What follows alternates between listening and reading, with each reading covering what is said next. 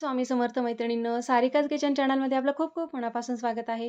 तर आज असा गावरान पद्धतीचा बेत बनवलेला आहे. मस्त झणझणीत तांदुळक्याची भाजी आणि ज्वारीची भाकरी आहे. तुम्हाला माहिती नसेल तर ही भाजी नक्की करून बघा, छान लागते.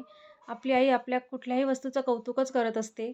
पण माझ्या आईची गोष्ट जरा वेगळी आहे. ती चांगलं झालं तरच हो म्हणते. तर आई माझी छान म्हटलेली आहे या भाजीला. तर पूर्ण व्हिडिओ नक्की बघा आणि व्हिडिओ लाईक लाईक, शेअर आणि सबस्क्राईब नक्की करा. तर ही आहे तांदुळक्याची भाजी, गावरान भाजी आहे ही. यामध्ये हायब्रिडसुद्धा मिळते. तर गावरान कशी ओळखायची? तर याची अशी लालसर पानं असतात मस्त. त्यामुळे ही चवीलाही खूप छान लागते.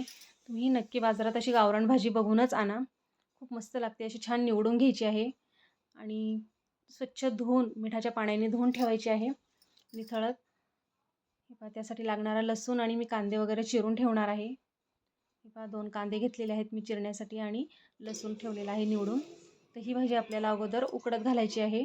जास्त वेळ आपल्याला ही उकडू द्यायची नाही, कारण ही लगेच 5 ते 7 मिनिटातच अगदी ताजी भाजी असल्यावर तर लगेच उकडली जाते.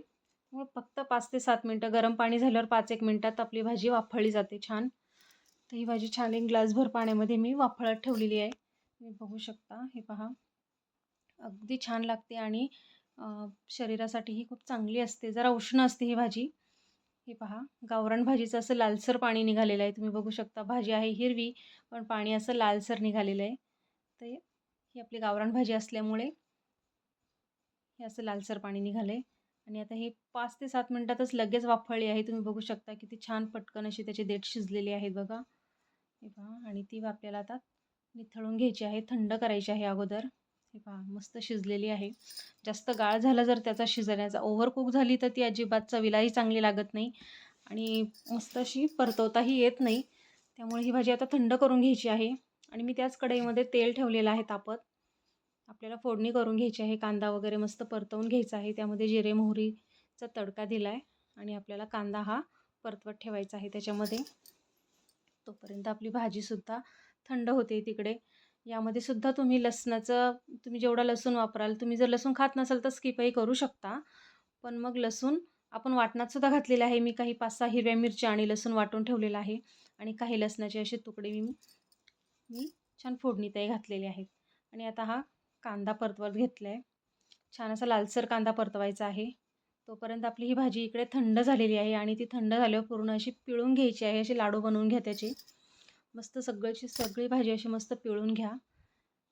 एक मोठ्या जुडीचे चांगले 2 ते 3 लाडू होतात. तुम्ही बघू शकता आपला कांदाही इकडे परतत आला आहे आणि भाजीही छान आपली पिळून झालेली आहे मस्त कोरडी. आणि ते लाडू आता फोडून मस्त अशी मोकळी सुटसुटीत करून घ्यायची आहे. जर जास्त शिजली तर अशी मोकळी पटकन होत नाही ती आणि असे भाजीचे गोळे गोळे राहतात आणि तसे राहिल्यामुळे तिथे मीठ मिरची वगैरे लागत नाही आणि चवही देत नाही मग ती भाजी. तर आपण मिक्सरच्या भांड्यामध्ये 5-6 मिरच्या, म्हणजे तुमच्या आवडीप्रमाणे तुम्ही मिरच्या आणि लसूण घेऊन वाटून घेऊ शकता. याचं वाटण हिरवी मिरची छान लागते.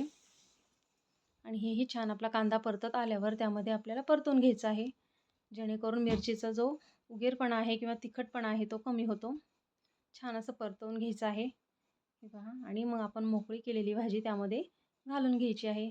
अगदी सोपी रेसिपी आहे. कुणालाही छान जमेल आणि खायलाही मुलांनाही खूप आवडेल. तुम्ही ही भाजी केली तर मस्त लागते. तुम्हालाही आवडेल. घरी तुम्ही नक्की करून बघा. आवडल्यास माझा व्हिडिओ एक लाईक, शेअर, सबस्क्राईब नक्की करा. यामध्ये चवीपुरतं मीठ घालायचं आहे आणि आपली भाजी आता रेडी आहे. फक्त 4 ते 5 मिनटं आपण शिजवून घेतली की भाजी पूर्ण रेडी आहे. कारण भाजी अगोदर आपण वाफळून घेतलेली आहे, कांदा परतवलेला आहे. फक्त मीठ मिरची छान मिक्स करून घ्यायचं आहे आपल्याला आणि आपली भाजी खाण्यासाठी अगदी रेडी आहे. हे पहा किती छान असा हिरवागार कलर आलेला आहे. आणि कुठल्याही भाकरीसोबत, तुम्ही चपातीसोबतसुद्धा खाऊ शकता. ज्वारीची भाकरी, बाजरीची भाकरी किंवा चपाती, रोटी तुम्ही बरोबरही ही भाजी खाऊ शकता. चवीला अतिशय सुंदर लागते. आणि खरंच जुन्या पद्धतीच्या भाज्या अगदी आता खूप कमी प्रमाण होत चाललं आहे. हे कोणी सहसा करत नाही. तर हे नक्की करून बघा. माझा व्हिडिओ तुम्हाला आवडला असेल तर व्हिडिओला एक लाईक नक्की करा. अजिबात कंजूसपणा करू नका प्लीज.